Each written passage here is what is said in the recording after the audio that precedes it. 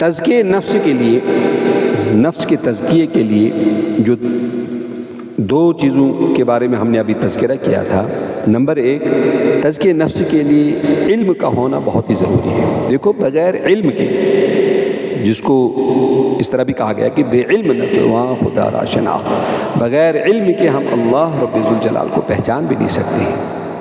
تو تزکیہ نفس کے لیے حضرت محمد رسول اللہ علیہ السلام سے جو ان کی ذمہ داری، یعنی بعثت کا مقصد جو قرآن کریم نے بیان فرمایا ہے، بسم اللہ الرحمن الرحیم، رسولا من انفسہم یتلو علیہم آیاتہ ویزکیہم ویعلمہم الکتاب والحکمہ، کہ اللہ رب ذوالجلال نے تم میں سے ہی ایک پیغمبر، یعنی پیغمبر حضرت محمد رسول اللہ علیہ السلام کو اس لیے مبعوث کیا ہے تاکہ وہ اللہ کی آیات کو سنائیں اور تمہارے نفس کا تزکیہ کریں، اور اس کے علاوہ کتاب اور دانائی کی تعلیم دیں۔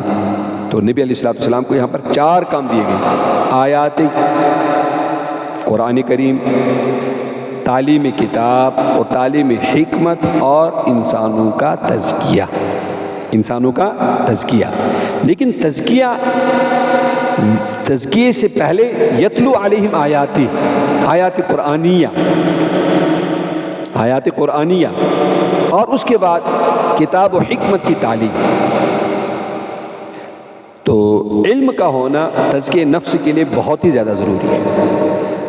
ٹھیک کس طرح حضرت محمد رسول اللہ علیہ السلام نے کن بنیادوں پر نفوس کو جانچا، نفوس کو پرکھا، نفوس کو پرکھا اور نفس کی شرارتوں کے بارے میں بتایا۔ ایک آپ علیہ السلام نے ایک مرتبہ فرمایا صحابہ سے، رجعنا من الجہاد الاصغر الى الجہاد الاکبر، ہم تو چھوٹی لڑائی سے اب بڑی لڑائی کی طرف آ رہے ہیں، اب تو ہم نے بڑی لڑائی لڑنی ہے۔ صحابہ رضوان اللہ علیہم اجمعین اس فکر میں پڑ گئے کہ کیا اب اصلی لڑائی ہم نے لڑنی ہے، کون سی لڑائی اب ہم نے لڑنی ہے۔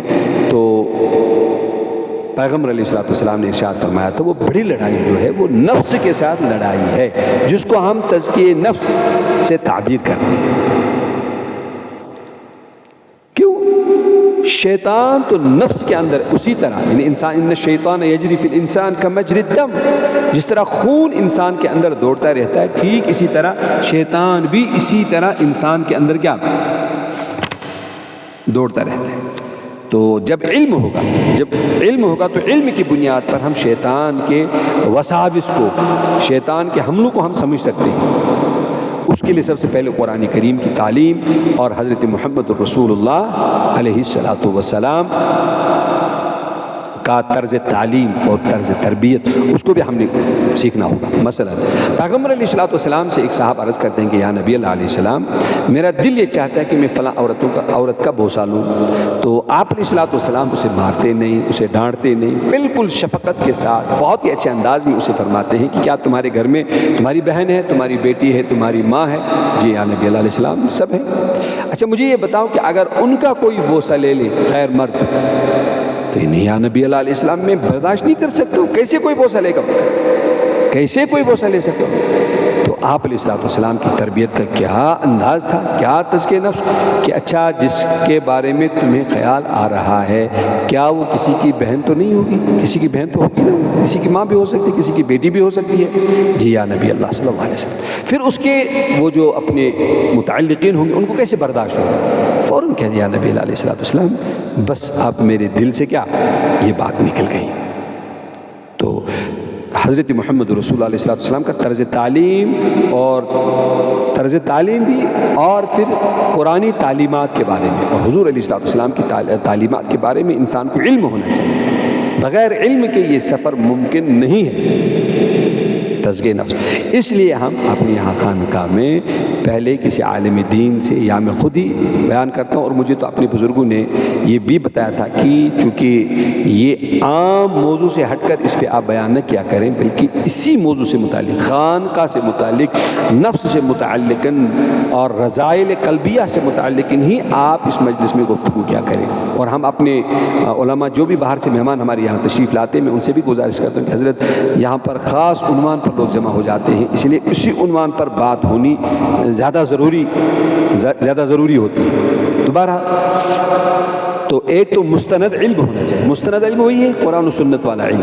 پھر اس کے بعد ایک اور چیز بھی ہے جس کا میں نے ابھی تذکرہ کیا تھا، وہ ہے تفقہ کی حیثیت حاصل ہونی چاہیے اس علم میں. سرسری علم نہیں، صرف آیات کا ظاہری پہلو نہیں، واقعات کا ظاہری پہلو نہیں، بلکہ اس کے گہرائی تک رسائی ہونی بہت ضروری ہے. تو میں آج ہی پڑھ رہا تھا، یعنی ظہر سے لے کر عصر تک میں اسی موضوع پر مطالعہ کر رہا تھا. مجھے ایک اچھی بات ایک جگہ نظر آئی کہ انہوں نے تزکیہ نفس کے سلسلے میں جو انہوں نے ایک اصول لکھا تھا کہ تفقہ کے بغیر یہ حاصل نہیں ہو سکتا ہے. تو تفقہ انہوں نے کیا کہا تھا؟ تفقہ کے بارے میں لکھا تھا کہ تفقہ یہ ہے کہ زیادہ اہم اور کم اہم امور کا تعین کرنا، زیادہ اہم اور کم اہم امور کا تعین کرنا. مثلا اس وقت میرے لیے زیادہ اہم کیا ہے؟ جس وقت نماز کھڑی ہو جائے تو اس وقت سب سے بڑا اہم کام نماز ہی ہے. اب نماز میں چونکہ تزکیہ نفس جب نہیں ہوگا تو نماز میں طواف کا خیال آیا، واعظ و نصیحت کرنے کا خیال آیا، اچھی بات یاد آ گئی، کسی غریب کو کھانا کھلانے کا خیال آیا. ٹھیک، تو تفقہ کیا بتائے گا؟ تفقہ آپ کو یہ بتائے گا کہ کس وقت کون سی چیز اہم ہے اور کس وقت کون سی چیز غیر اہم ہے.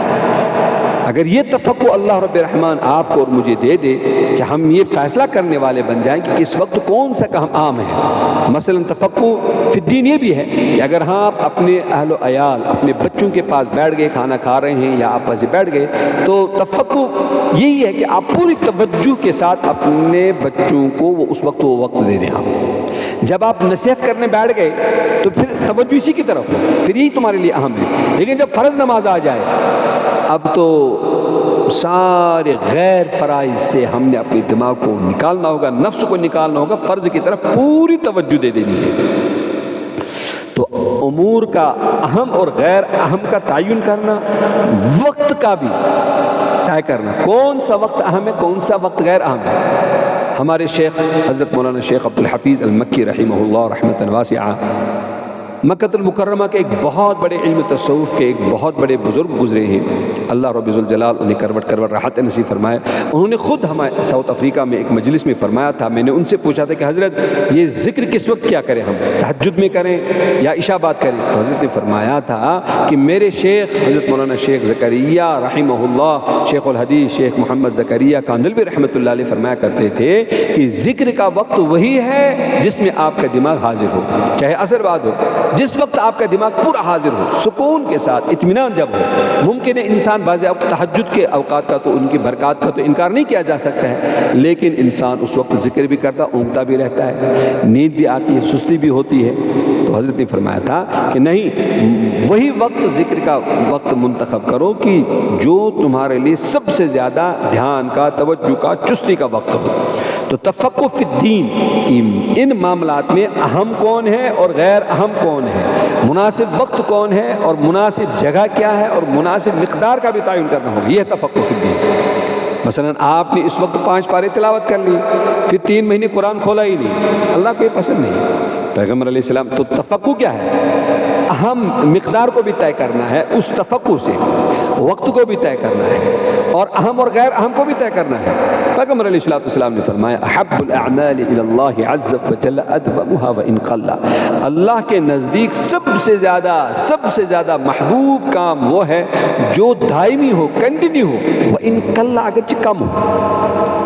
تو یہاں اس مجلس میں آ کر ہم نے اس بات کو بھی سیکھنا ہے، اس بات کو بھی لے لینا ہے کہ جو علم ہمیں حاصل ہے وہ اس گہرائی کا علم ہمیں حاصل ہونا چاہیے کہ ہمیں تفقہ، گہرائی، عمق اس کا حاصل ہونا چاہیے، جس کے ذریعے سے ہم کسی بھی معاملے کو لے کر یہ طے کر سکیں کہ ان میں سے اس وقت میرے لیے اہم کیا ہے اور غیر اہم کیا ہے، وقت کون سا مناسب ہے، کون سا وقت مناسب نہیں، جگہ کون سی مناسب ہے، کون سی جگہ مناسب نہیں، مقدار کون سی مناسب، کتنی مناسب ہے اور کتنی مناسب نہیں.